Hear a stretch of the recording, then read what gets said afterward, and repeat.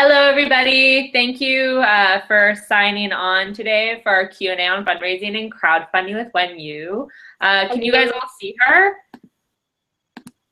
I think you can. Yeah. Hi, can you guys see me? Just type in the chat to make sure everything's working. Yeah. So just say like, "Hey, I can see you," or "You're alive, yay!" There's no typing yet. This is a bit worrying. Not yet. But it says there's 0 viewers. I wonder why. So there's like 5 and 10 Ds with 0 viewers. Anyways, okay. Well, nobody's typing. Should we just wait a little bit to see? Yeah, we can wait a little bit. Anyways, the way this session will work, if anybody is out there, is that basically you guys can type your questions into the chat box and when you will answer them. There'll be maybe some polls depending on what you guys have, and that's how we'll go along. So it's just to get you guys some extra information that you might have missed during our last webinar session. I also got like a PowerPoint I can go through at some point if nobody's asking questions to kind of be like a basis for helping you think about questions. Oh yay! Hi Alicia. Hi Francisco. Yes. What else? It's good to know people are out there, wherever you guys may be. Okay, Wendy, I'll let you take it away then. Yeah, good. Oh, okay, awesome. So, Alicia and Francisco, yeah, I'm having a nice Saturday. Thank you. It doesn't look like there's a lot of people right now. So I think instead of just kind of me jumping in and doing a lot of talking, let's just make this a kind of chill and laid back thing where you basically just type in questions and I'll answer. And once there are more people, maybe we'll decide to do something else. But for now, this looks like a good way. So, Alessia, Francisco, I think judging from your names, I kind of vaguely remember that you guys are part of the GLFU session, right? So how's the fundraising going? If you have any questions, just type it in, in the chat, whatever that angle, probably the side, yeah. So yeah, type in your questions and I'll answer them. I'm just gonna wait to see if more people come online. And there's also Jose and Novia, right? So guys, if you just joined, we're going to start in a more kind of laid back way. So type in any questions you have based on kind of the fundraising webinar we had last time, and we'll use that to get started. So if you can just type in your questions on the chat box on the side, I'll answer any questions you have. And when we have more people, maybe we'll do something else. Cheers.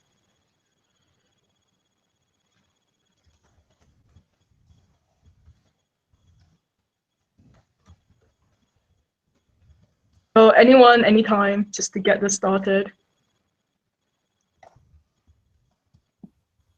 Sometimes when you as well, it takes a bit for attendees to sort of like link into the webinar. Yeah, I can imagine. So no worries. I'm just gonna like chill. It sounds like a good way to start a Saturday webinar session. Or use that as a way to get started. There you go. Hello, Novia.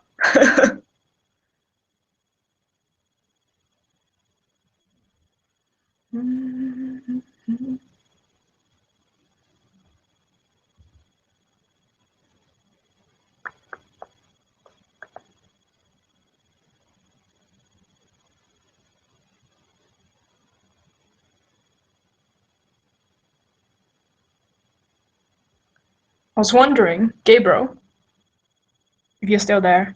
Yes, I'm still there. If there's not a lot of people, it might be worth it to kind of just add them all to the Hangout. I don't know if that works. Yeah, we could. You can do that from your end, or I can do it from my end as well. Okay, I see. Okay, cool. We got some questions. Yay! All right. There's a question you asked, Alicia. There's a question I already asked on the webinar on Thursday. Francisco said, I missed the last webinar, so I feel a little lost. Novia said, I need help for fundraising. Okay, so, Alicia, let's just start with Alicia first. So, Francisco, I'll get back to you. So, I think maybe what I'll do is I'll take the first question from Alicia. Then I'll jump into a PowerPoint. Don't worry, it's only 5 slides, so it's not going to be like me sitting here and talking, but just to give you guys a good idea. So Alicia, if you can tell me what was the question you asked last time, just to remind me, and I'll give you the answer to that, and then I'll jump into the PowerPoint. Cool? Just gonna wait for you to type down your question. If you guys are comfortable, I can do what when you suggest, and I can add you guys so you guys can participate with video and stuff, since there's only about 4 of you besides when you and I. You guys okay with that or comfortable with that?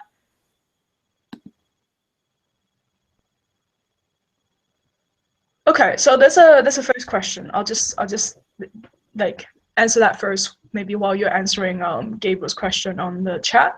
So Gabriel's question is, since there's not a lot of us, I can just add you guys to the Hangout, and then it feels more like a conversational thing. So Alicia's question is, do I ever have to deal with the fashion of the topics in the fundraising domain?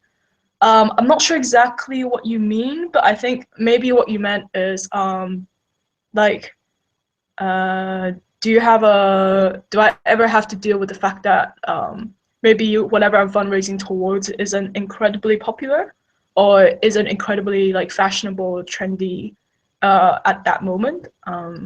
Well, if that's what you're asking, I think to be honest, most of the time when I'm fundraising, and last year, for example, when I'm fundraising for the GLF, it wasn't very much like a prevalent issue that young people think about in my network. So a lot of my friends don't think a lot about, landscapes, don't really think a lot about climate change. And I think that's still the case for a lot of people all the time, right? So in terms of that, yeah, I had to fundraise things where it wasn't trendy. And the key to that is you'll always have to prioritize by targeting people that you think could be convinced to have an interest. So it's going to be very hard to talk to people who have absolutely no interest, but you can talk to people who do not yet express an interest, but could be potentially convinced. And I mean, you're the best judge of that, right? So that would be my advice, is to sit down and think about who in your network would have some interest if they can be convinced. Yeah. Novia got a question, and then I'm gonna jump into kind of my PowerPoint after this to kind of help you guys brainstorm questions as well.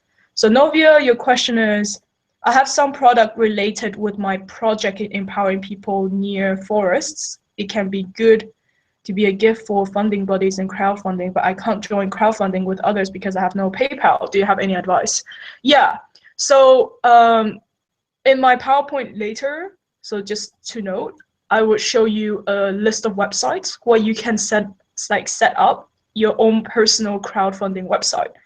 They all have different criteria to join. So some of them would require you to have PayPal, and some of them don't. They would just require you to have a bank account.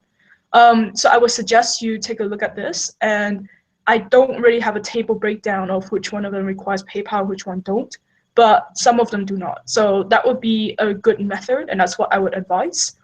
Another way I could advise if you don't have PayPal is to check whether it is that you just don't have PayPal or you don't, you haven't got one yet. Because PayPal is very easy to apply as long as your bank account meets certain requirements.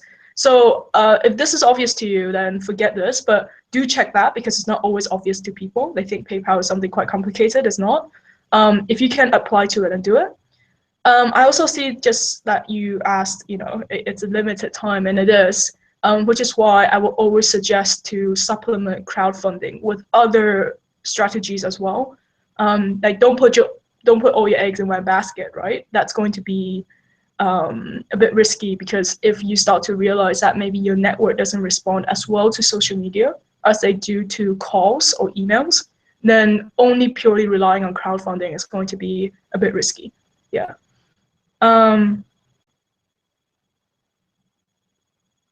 Yeah.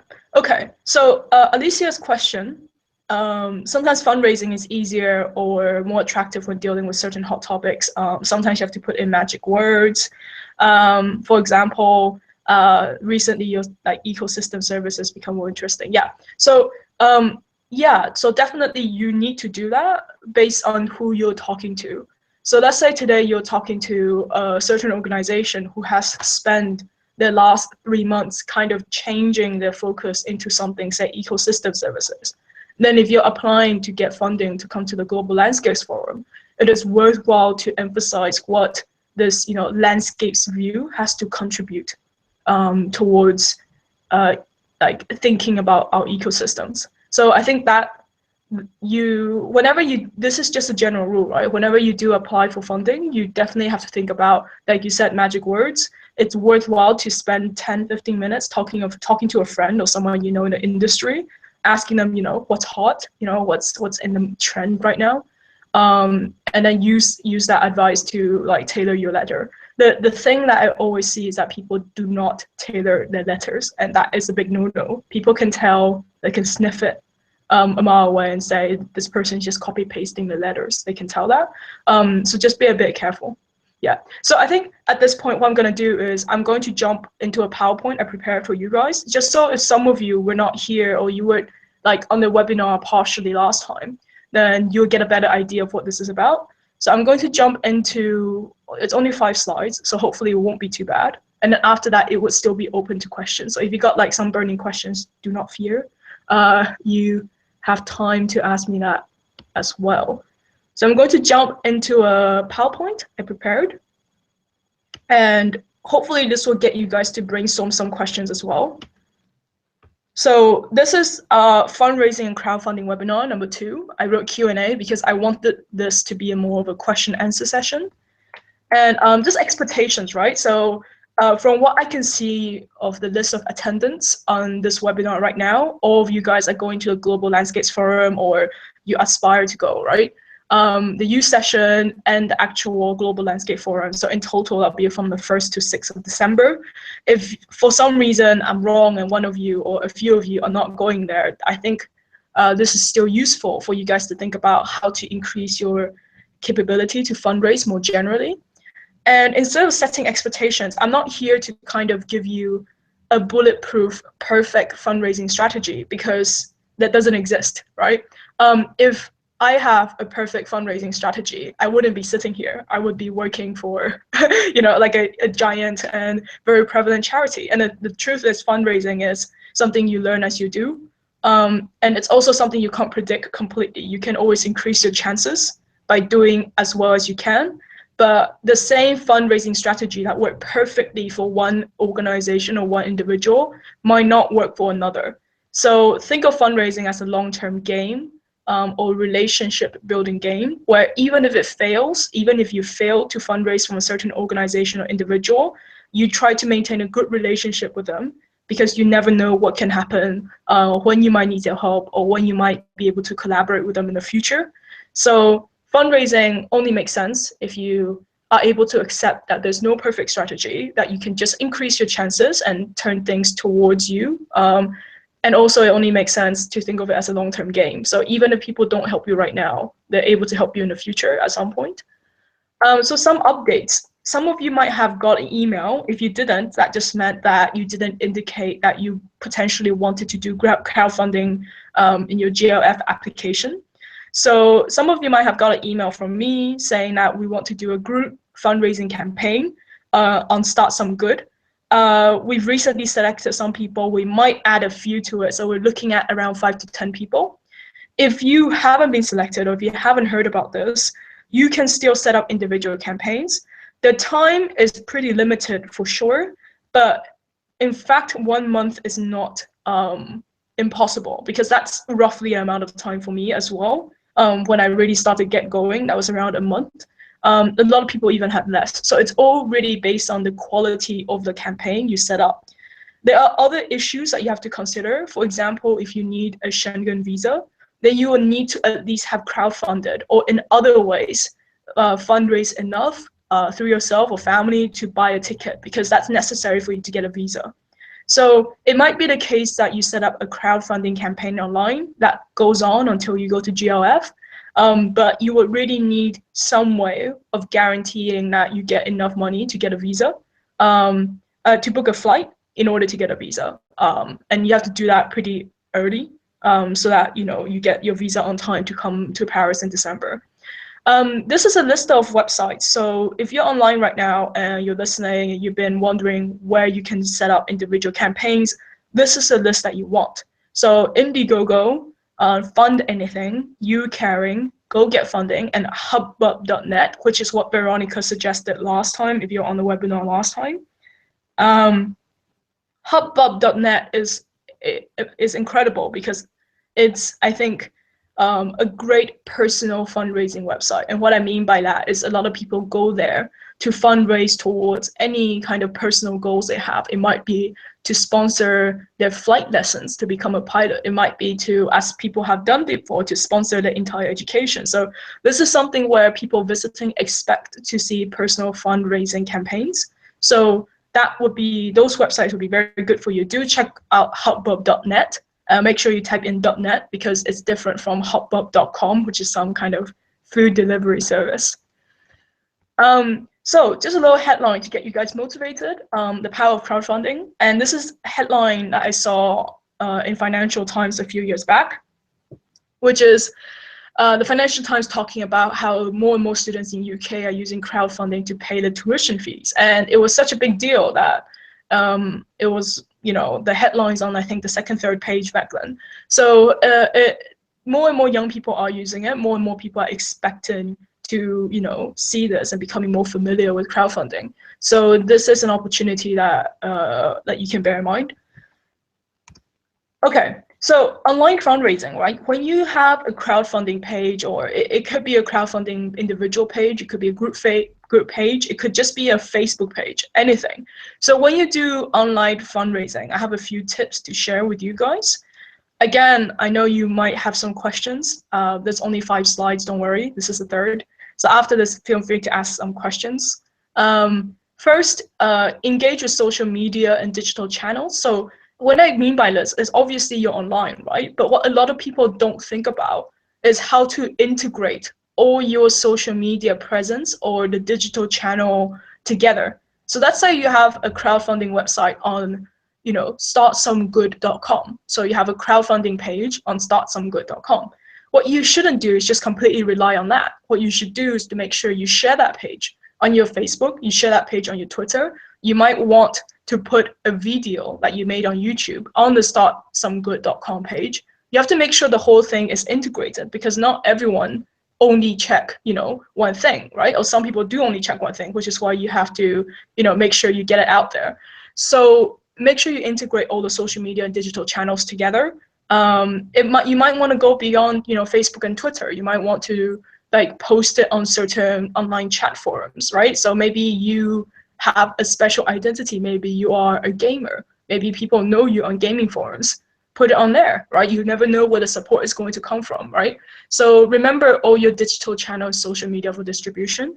But the second point is important, which is don't forget the personal touch. And this is a reason that crowdfunding sounds intimidating or sounds impossible to a lot of people, because I think how realistic is it that I'm going to get £1,000 just from putting up a website? It's only a supplementary measure. You can't just put up a website and expect it to work. Even if you share with all your social media channels, you will need to call people, you will need to message them, you will need to text them, you'll need to email them. So don't forget to do the physical part as well. And also put something personal on, right? Put personal videos. When I say personal details, I don't mean where you live and things like that. Do not ever share that. What I mean is, something about yourself that make you look like a real person, that make people identify with you. So don't just be like, I need money, I'm great, here's my CV, and put in all the cold, hard facts about what a great environmental researcher you are. Put in something personal, make it a personal story, right? Write 3 things down in the morning that you can do immediately. So with crowdfunding or any kind of fundraising in general, it's important to continue moving, right? So even if you send out letters through 5 organizations and you haven't heard back, the day after, you need to immediately start thinking about 3 things. It could be 3 really small things that you can do immediately. Maybe call them up to see if they got their email. Maybe email them again and say, hi, this is just a gentle reminder to ask you to respond to me by this date if possible, if you're interested in fundraising, sponsoring me. So Do 3 things every day. It could be 3 really small things. And trust me, over time, that's going to give you greater chances of succeeding. This is something I mentioned last time, which is don't be afraid to ask for small amounts. And what I mean is a lot of people like call or email others and say, I need 1,000 US dollars. People are likely going to say no because they don't think there's an alternative. So don't be afraid of saying, hey, this is how much I need 1,000 US dollars, but if you can only give me 10 or 20 or 25, I would still appreciate that. And when you do that, people will be more willing to give, because if they're not giving you anything at all, they feel slightly guilty. So there's a chance that some people who are completely intimidated by a big amount will be more willing if you ask for small amounts. The good thing about small amounts as well is just that's a more realistic way of like getting up to speed. So for a lot of people in a lot of situations, they don't have contacts with big organizations who can turn around a decision fast enough within December, before December, to get you to Paris. So asking for small amounts from a lot of people could top up and could be your way to go somewhere. Link. So when you have an online fundraising page, make sure you link with the previous work, your LinkedIn profile, articles that you refer to in your personal statement or whatever. So make sure you do that. And this I mentioned already, supplement online activities with physical activities. So to give you an example, last year when I was fundraising for GLF, when I realized things were slowing down and I wasn't really getting as much interest as I wanted, I did something different. So I told my friends that, hey, I'm going to make dinner. I happen to be a very good cook, so this was my advantage, right? And everyone knew that. So I would say, I'm gonna make dinner. It's gonna be great. I'm gonna cook a lot of food for you guys. What I'm gonna ask is for you guys to pay a little amount to come and have dinner. But obviously I calculated so that the number of people who paid and the amount they pay will total up to be more than the money I spend on cooking, on buying the ingredients. So, and I made it very obvious. I said, this is a dinner for me to fundraise my trip to Global Landscapes Forum 2014. And people came along because people like an opportunity to support you, and it doesn't feel like they're giving money away without anything in return. So they are giving more money than they would if they cook themselves, but they're also helping me out. So it was a bit of a win-win situation. People had fun, but they're also helping out someone. So this is one of the things you can think about, is doing some activities where you help a person or where you invite a group of people to do something and using that as a fundraising opportunity. The approach. Just before I go on to this, I realize I've talked a little while, so I don't really want this to be a thing where I just talk. So far, if you have any questions, I'm going to turn off my screen share so I can see if anyone's asking me questions. So if you got any questions so far, can you please type them? Yeah. So I'm just gonna turn off my screen share. Cool. All right. So I turned off my screen share. If you just joined me, basically, this is a chance for you to ask some questions, whether or not you were in the webinar last time, and I'll try to answer them.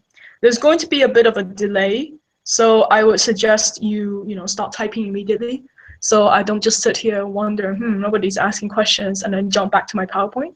So if you've got questions, you might want to start typing them down now in a little chat box.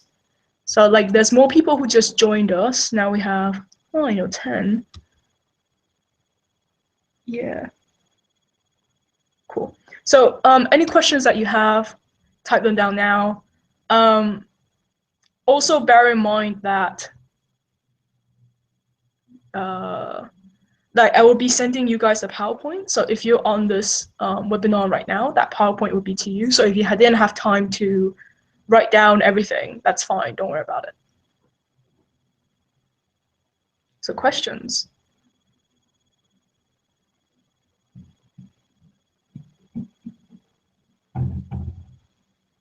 No.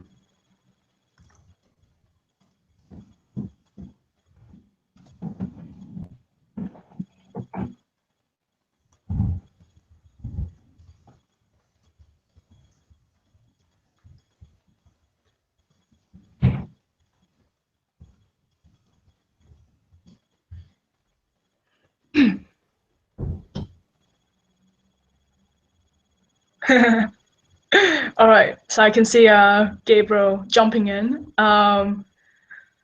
Gabriel, is this your like social engineering, or is that a genuine question? Okay, fine. I'll answer. It's a question. I have a question. Yeah. So okay, fine. This is a genuine question, guys. So what's the biggest difference between traditional grant writing and writing someone to crowdfund you? Ooh, okay. I'm gonna kind of like talk and write down like some ideas at the same time. So I've done both. But to be honest, I've done more of kind of like writing people letters, like writing to individuals or emailing people to crowdfund me than I've done of traditional grant writing. So I haven't done that much traditional grant writing. I would say the difference is, first of all, in tone. So when you're writing traditional grants, in a way, everything is just kind of formal. This is what we're kind of like doing. This is what we want to achieve. Because usually what traditional grant writing implies is that you're writing something to fit a very specific purpose. And that's what grants is, right? They usually say we're giving away grants for this purpose, and you have to fit these criteria, and they're very specific. So with traditional grant writing, for me, it feels a bit more like a checkbox, right? You're saying, I've done this project will lead to this, this will be the outcome, we have already done a pilot, etc. So that's grant writing. Whereas writing someone an email or calling or like sending a message to someone for crowdfunding, that's something where you can really take advantage of like a more personal tone, right? So it's like, hey, how are you doing? I've seen that you recently written an article on this newspaper, and are you interested in what I do, right? So first of all, it's a tone, because crowdfunding and the writing around crowdfunding should be a lot more personal and shouldn't feel like you're doing a checkbox. Whereas people receiving your grant writing application, they don't care if you don't sound very personal. They just want to know whether or not you feel the criteria and you're the best person for it. So that would be one difference. And I guess the second difference is that with writing someone an email to crowdfund you, not only it should be personal, but it should be incredibly tailored. So that person is someone who has a life, has an ego. That organization has a very has a certain PR image, right? And they want to keep that image. So you have to tailor it to their PR image or their marketing image or their brand. Or if it's an individual, you have to tailor it to the kind of work they previously have shown interest in. So that'll be one difference, the two difference. So question from Alicia, according to your experience, which could be the social network most useful to spread the word about your crowdfunding? Okay, I think since most of us are quite young, at least the people who are attending, this webinar right now, the realistic answer social network is Facebook for a lot of places in the world. Obviously, if you're in China, that's quite different. But in addition to Facebook, there's also different social media channels that are maybe more region or country specific. So I know that there's a social network group I recently joined, and I think it's more for individuals in Russia. I joined it for a very long reason. Let's not talk about it. But so those you also have to look at what's specific, right? And I think that the conclusion to that answer is look around you, right? If you're trying to fundraise money from friends, then you will be the best person to know what social media they use. If you're trying to fundraise from people that you don't know, then Facebook is not the best idea because you don't have them on Facebook. So Twitter might be a better idea, or blogging might be a better idea, or YouTube, and lastly, all of these together, right? So it's not a mutually exclusive thing. If you have to decide, just decide how to spend your time. But the best answer will always be to do everything and just base your time on the amount of response you think you would get.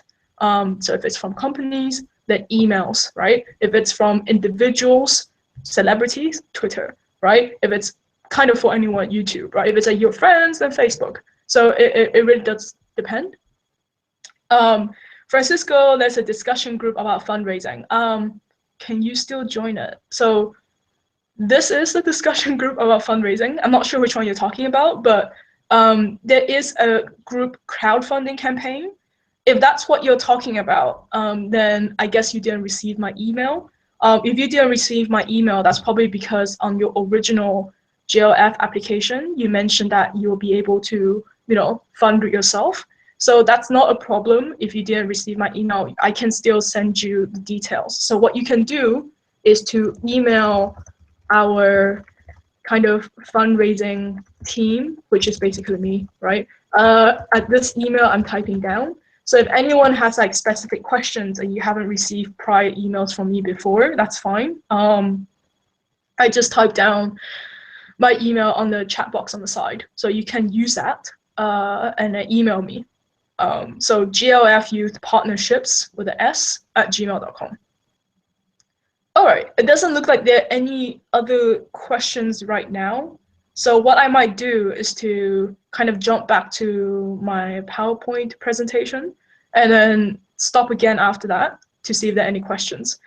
Also, what you guys can do is during when I'm like doing the talking on the PowerPoint, if you have any questions, you can start typing them down on the side actually, just so like we don't have to wait for you to type it down. Cool. So I'm gonna jump back to my PowerPoint. And let's see.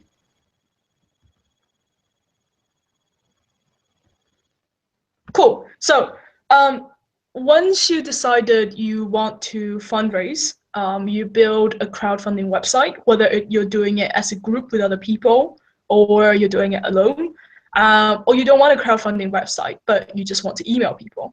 How do you approach? So I call this the approach, right? What is the approach? How exactly do you go about talking to people? What do you say? How do you type? So I get these questions all the time where people say, can you send me an example or a template of a letter? And the reason I don't usually like to do that is because I think if I give you a template, that's for a very different reason from what I used it for. And the whole point of the approach is for it to be personal, and for it to be tailored. That said, that doesn't mean there's nothing I can help you with. So a few tips. So one, do not be afraid to call or email people you don't know or don't know at all. And this is not only a lesson for fundraising. I think it's a lesson in life that when you want something, like you need to talk to people, and sometimes those people don't know you and you can't just sit back and wait for them to come to you because it's not going to happen. For those of you who were on the webinar on crowdfunding and fundraising last time, and also pitching, right? You would notice that there was a woman who was sitting next to me who had 15 years of professional fundraising experience, called Veronica Martin. And the reason she was on that webinar was because I messaged her out of nowhere on LinkedIn. So I did not know her. Obviously, I researched her in quite a lot of detail before messaging her on LinkedIn. So I researched her, I looked at the work she's done, and I decided that she was a very outstanding individual who I wanted to mentor me on fundraising. So I messaged her on LinkedIn, and well, now she volunteered, to help us, and she has given me a lot of advice. And it wouldn't have happened if I was afraid that she's gonna say no. So sometimes people do say no, but you will never know until you call, email, message them on LinkedIn, whatever. So do not be afraid to do so. Other than thinking about individuals, also think about organizations. So I'm talking about companies, like private companies, big companies, state-owned companies, trusts, foundation. A specific type of foundation you can look into is what we call family foundations. So these are usually relatively small or medium-sized foundations, and what that means is that they can make decisions relatively quickly. So look up small or medium-sized family foundations around you. Just Google, family foundations environment or family foundations your country, right? So what family foundations are is that they're foundations established by usually an individual or a family, and they want to, spread that individual's legacy. So, for example, that individual may have passed away, but while he was alive, he did a lot of donations for environmental causes. So family foundations are a good idea. The other thing is local communities, right? So a lot of people think that, well, and I mean, I know the situation as well, because a lot of times I fundraise in I think relatively poor local communities. I grew up in Thailand, so I often think, what would be the point of tapping into my local communities? There's nothing they can do to help me, and they're already very resource constrained, right? The truth is, local communities are a group of people, And individually, they might not be able to help you much, but together they might be able to help you. So think about what you can do for your local communities. Can you raise awareness for them? Can you take a picture of maybe an issue that is of concern to them right now at the Global Landscapes Forum? Can you volunteer and say, I'm going to talk to the youth team and see if I can get a 2-minute chat with this politician at the Global Landscapes Forum, right? So remember, there is a very unique situation that you have. If you're coming to the Global Landscapes Forum, you have the ability to meet a lot of important people. And that could be one way you raise awareness for your local community in return for them, financially helping you partially or completely. So be creative, right? Like local communities need something as well. Together, they're able to help you, but also you should give them something back in return. The other thing I think about is societies. So this goes anything from university student societies or even private membership societies. So in a lot of big cities, it would be worth looking into what kind of private membership societies they have, because these are usually societies where more established professionals or businessmen join, and they join us by paying a pretty high fee. So what that means is these societies are usually quite well off, and often they do give money away kind of for charitable purposes. So you might want to tap into them and see what kind of resources they have and what they usually donate to, and think about what you can give them in return. The third tip I can give you is build relationship for the long term. And what that means is don't go in thinking about how do I ask them for money this time. Think about how do I cooperate with them? What can I give them in return? If they say no, can I maintain this relationship so that in the future I might be able to help them, or they might be able to help me, or if an opportunity comes up on their side, they will think, hey, there's that young man or young woman who emailed me a while ago, and they might be very interesting for this.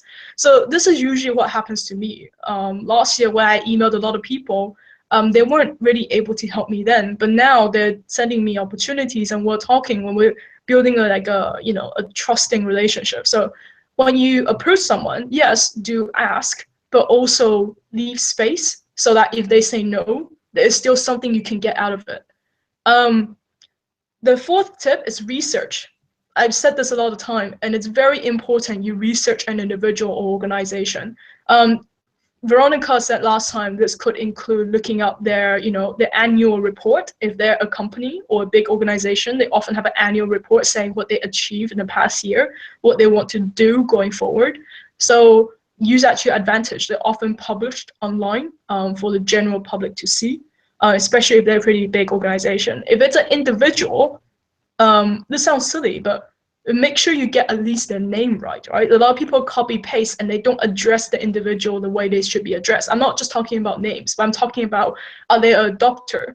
Do you know if they're married? If you don't, how do you address them? Do you know if they're knighted, right? So a lot of times if you're writing to someone, especially when based in England, obviously it's different places. There's people who have like certain honorifics, like titles. So you want to make sure you research exactly what their background is, how you address them. Also, how are you going to create that story that convince them that sponsoring you is something they should do, right? So to give you an example, I recently found out about a philanthropist who started giving away basically money because he was inspired on a trip to Nepal, right? So I put it in touch with one of our youth innovators who are coming from Nepal and said, look at this guy's story. Here's him in a news article. He might be interested in helping you. So research a person. The last two things is be clear. So don't write a very long letter and only save your ask at the end. Make it somewhere in the beginning, or if not at the middle. Be very clear about what you want from them, but also be willing to negotiate. So what that means is at some point in your letter or your email, you need to say, I'm still very open to your ideas.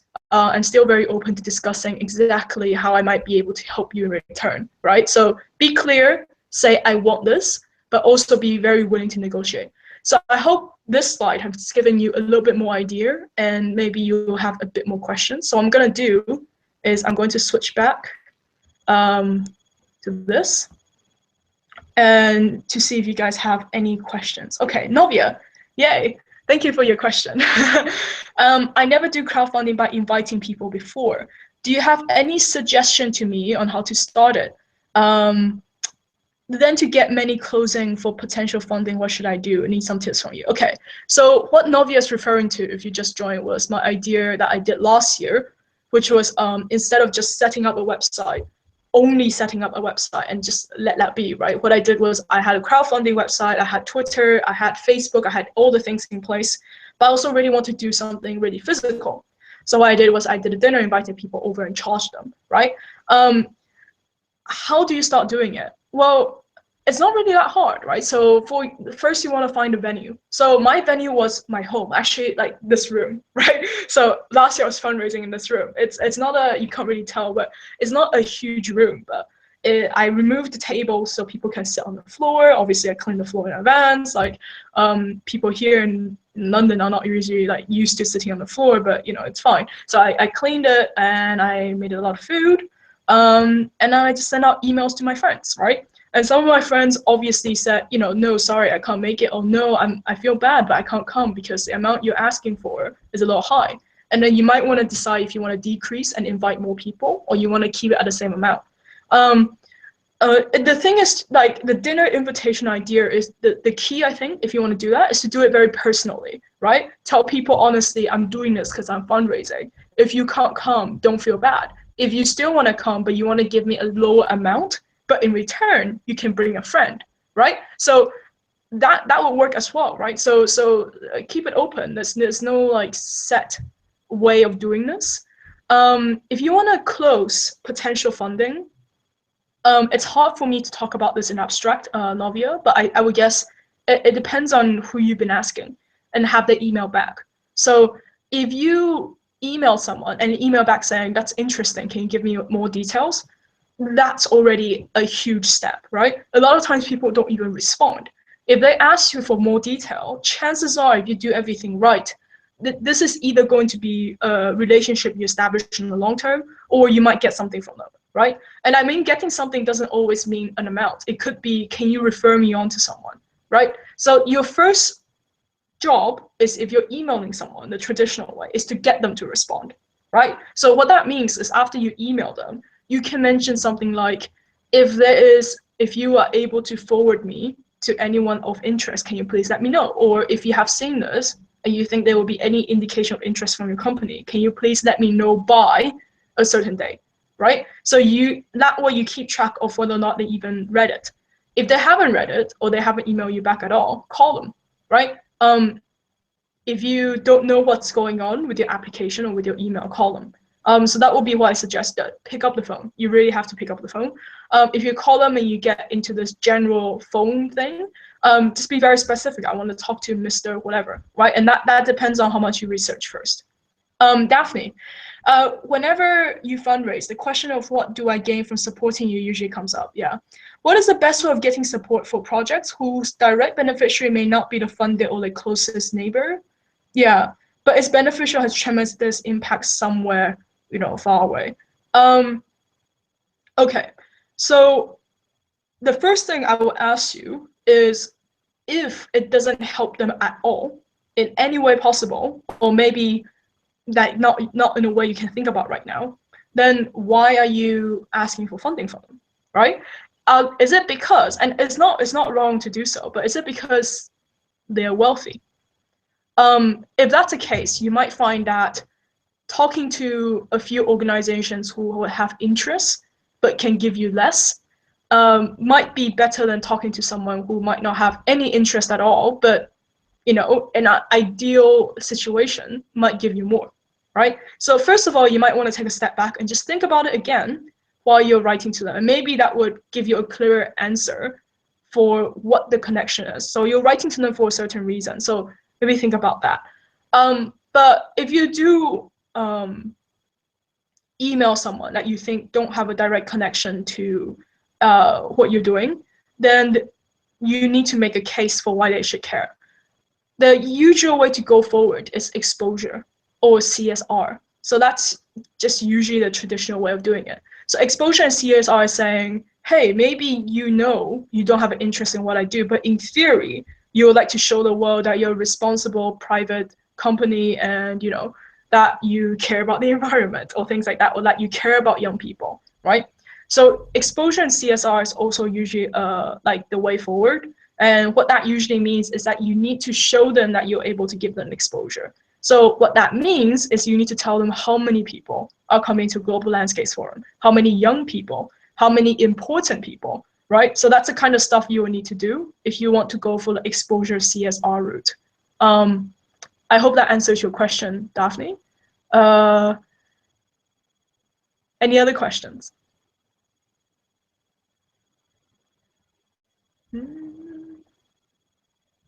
Voila. Okay, if you got questions, just remember you can always still type it down. And if I answered your question but you're not completely satisfied, sometimes that just happens, right? So just retype your question in a more specific way, and maybe I'll be able to help you. So I'm going to jump back to my PowerPoint for the last slide. And I think what you guys can do again is while I'm doing that, you can type down your questions in the chat box, okay? So this is the last slide I have prepared. And all right, cool. So the last slide is just kind of me summarize what I learned so far as a person who had to fundraise a lot. And I meant fundraising not only in my capacity as an organizer of the Global Landscapes Forum youth session, but I also had to do this for my other jobs as well. So you can see there's a logo there, TEDx LSE. If you guys know what TED Talks are, they're basically these very famous talks that you put online, and you can organize local events in your community. So this year in March, I organized a TEDx LSE event at the London School of Economics in London, and we had to organize an event, and it cost a lot. So what we needed was sponsors. And the thing that I learned from this lesson, whether it is sponsoring an individual like myself or like you, or whether it is sponsoring an event or sponsoring a project, whatever reason that you're listening to this webinar for, right? Try to think of your sponsors as partners. And this changed my entire mentality towards like fundraising now. So don't think of it as going to someone and say, give me money and I'll give you something back in return, right? Because that feels like a very kind of cold, not very interactive or personal approach, right? If you think of people as partners, that changes your mentality, and a mentality change changes the kind of like brainstorming tactics you have. So if you think there is something that me and this person, or there's something that me and this organization have in common, or there's something that we can do together, there's something that is a win-win situation, thinking of someone as partners implies thinking of them as equal and that you care about them. You're not just trying to get their money. So I can tell this from letters. So I've been advising some of you on how to write your letters. Some of you send letters to me and say, how does it sound? Most of the time, I still think it sounds too impersonal and too much like asking for sponsorship, which is what you want. But try to think of sponsorship as partnership, right? What I can do for you in return. That means you have to be very, very specific. Let me give you an example. What I mean by partners, when we were asking companies to sponsor our TEDx event, we didn't just go, give me money and I'll put your logo in our booklets. I said, give me money. This is because I know your organization is interested in this issue. You guys are interested in creativity. You're interested in sharing ideas. What we will do is we will record and have an interview with you talking about why you believe your organization has something in common with TEDx, right? So I made it very obvious that we're going to interview them as an equal, and we put their videos online talking about their organizations and TEDx. So it made them feel like they're participating in this. We even asked them, what speakers do you think would be a good idea? What do you feel afterwards, right? So we also emailed, interviewed them after the event as well to get their advice, because they're our partners. So that's an example. Also, think of fundraising as a networking issue. So you might not have someone who can help you immediately, right? So in the first circle, they might not be able to help you, but they might know someone who is able to help you. So think of it as reaching across, right? So if you like approach a person, they say, sorry, I can't help, ask them, who can you talk to? Who can you recommend me to talk to? So fundraising is networking. It also means you have to go out and talk to people you don't completely know, so you can explore a different like geography of people that you previously don't have access to. Fundraising is also about confidence and trust building. So if you email someone and you say, I'm going to send you a response tonight, I'm going to send you whatever, you have to, as much as possible, do that. Because if you want them to do something for you, if you want them to give you money or whatever it is, or to give you support or to recommend you to people, you need to be a trustworthy person, and you need to give them something in return. Lastly, think of fundraising as a pitch. So if you only have 60 seconds or 2 minutes with this person, what would you say? How would you highlight yourself? How would you highlight your cause? So start your letter from there. Don't start your email thinking, I can type down anything I want. People have really limited attention. That's just natural. So if you want people to do something for you, make sure your email is short and precise and to the point.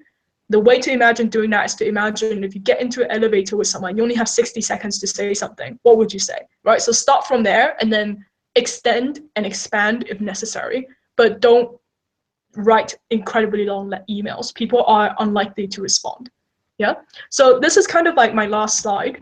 And I'm going to just hand this back to the Q&A session. So you're obviously on this webinar because you have some interest in crowdfunding and fundraising. So yeah, let me know. Okay, Daphne said, yes, it does. Thank you, Daphne. And you don't have to be nice. So if you really can't understand what I'm saying, so just ask questions. Cool. So Sabina, hi, when asking people face to face for crowdfunding, yes, get face to face. That's my advice. Should you say something like, today I'm asking you to help funding me directly, or should you just talk about funding and what I am doing in general, indirectly? Okay, I'm thinking about asking funding among my university staff when I'm studying, so I'm considering this. Okay, cool. Okay, I'm gonna give you the kind of advice, like that I'll be completely honest, is it depends. And this is where fundraising and pitching becomes a bit interesting, because a lot of it is psychology. So I would do the direct and indirect approach based on who I'm talking to. So I think there's some of my professors last year where I went to ask for fundraising that I know they're the kind of person that have limited time. They don't need me to suck up to them. They don't have a big ego. They're just like, what's the thing? Give it to me straight. They're that kind of person. If you have someone more like that, what I would suggest is just to say straight, look, I'm here today because I need you to help me to get to this place, and this is why you should, and give it to them very straight, right? It depends on their personality, but most of my professors, and especially if you're talking about university staff, in general, university staff, and at least my teachers, I felt wanted some kind of recognition and wanted some kind of small chat, and that's because teachers often want to feel like there's a reason you're approaching them, that person. They don't want to feel like you're approaching everyone and they're just one part of your game, because that becomes a little bit uninspiring. So remember, like, he or she will be thinking, is Sabina talking to just me, or is she talking to everyone, right? And they'll be thinking, well, if she's talking to everyone, I'm really not that special. I'm sure someone else would help her, right? And this is a psychological thing. If they feel like you're talking to a lot of people, they might feel like they don't really need to help you because someone else will do it. So be careful of that. So if you're talking to your professor, for example, make it very personal. Like, talk to professors and have something interesting to start. Like, hey, the other day we talked about this, and then just kind of guide it towards somehow what you're talking about. It's hard for me to give it in abstract. So an example was last year, as I studied at London School of Economics, there was a class I took on development, and it was this very small thing on the environment. And what I did was quite sneaky, was I just searched a lot around there, and I went to ask them a question about that. And I said, by the way, I'm going to a forum that addresses questions like this, and I really don't have money. Do you think you can help me or recommend me to someone, right? So that's what I did. And you said, I'm considering, taking my bucket and so on, right? I feel a bit like, if you're actually carrying a bucket, I don't know if this is what you meant, But if you know, some people when they fundraise, they have a bucket and you put your money into it, so on. I would suggest don't do that, because they've seen that before, like on the streets, also in a lot of, I don't know like where you are, but in a lot of big cities where people fundraise, is they carry around buckets and ask for your contribution. And they've seen that before, and there's that connotation. You don't want them to see you like that. You want them to see you as their student, who's academically interested in something that they're interested in, and someone that's asking them for advice. Okay? So especially when you talk to older people, they want to feel like they're your mentor. So think about that as well. They want to feel like they're helping to shape you and take pride in that. So maybe don't bring a bucket, because that makes you feel like just another person who's approaching them on the street and asking for donation, right? So take advantage of your student-teacher relationship. Yeah? Yeah, does this make sense, Sabina? Yeah, cool. So yeah, it's just psychological things. Anything else? Cha-la-la-la. I'm like just singing to myself. Gabriel, do you have any questions? No, Gabriel. those are really great. Actually, I liked the point you made on sort of leveraging the relationships you have with people that may be able to give you connections, but then also by suggesting that they could give you connections, prompting them sort of to perhaps fund you themselves. I thought that was really interesting. Yeah, and also, this is another thing I would say, and this is something I learned. I didn't know I was doing this until I talked to Veronica, who was on the webinar last time, and she was just telling me. I was like, I was doing this, which was when you ask someone to do something, give them two options. Yeah. So don't say, can you give me this amount? Remember when I said, can you give me this amount, or can you let me know how much you're willing to contribute? Because then they can't just say yes or no. They feel like if I can't give you this amount, I should suggest how to contribute. This is the kind of indirect thing. Or for example, can you let me know if you can help me, or let me know if there's someone else who can help me, right? And when people hear that, they psychologically feel like they have to do one of the two things. Right? So in theory, they obviously don't, and some people still say no. But a lot of people aren't cold-hearted. If you give them an option of choosing to help you between two ways, they will usually help you in one way or another, even if not completely. So when you pitch to people, write emails to people, make your ask clear, but also give them an option of helping you another way. Cool. I think we are kind of out of time. Yeah, Sabina. Okay. Thank you. Yep. Okay. So we're running out of time. If you guys have any questions, I am going to write my email here again. So it's GLF Youth Partnerships at email. Got home. Cool. So if you have any questions, you can email me again. If there's something that, like I said, you asked and you didn't feel like I responded to it completely, or maybe I was too scatterbrained, then you can email me again and maybe try to rephrase it and see if I give you a different response. Cool. Yay, Gabriel.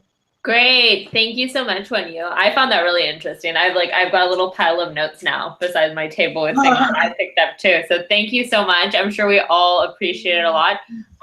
Like when you said, feel free to contact her, you guys, if you have any follow-ups. And don't forget to sign up for the webinar at the same time coming up on Wednesday on critical thinking and active listening, which will be super important for the upcoming workshop in Paris. With that, I wish you a really good weekend. I hope you either have a great Saturday or a good Saturday night and a fantastic Sunday.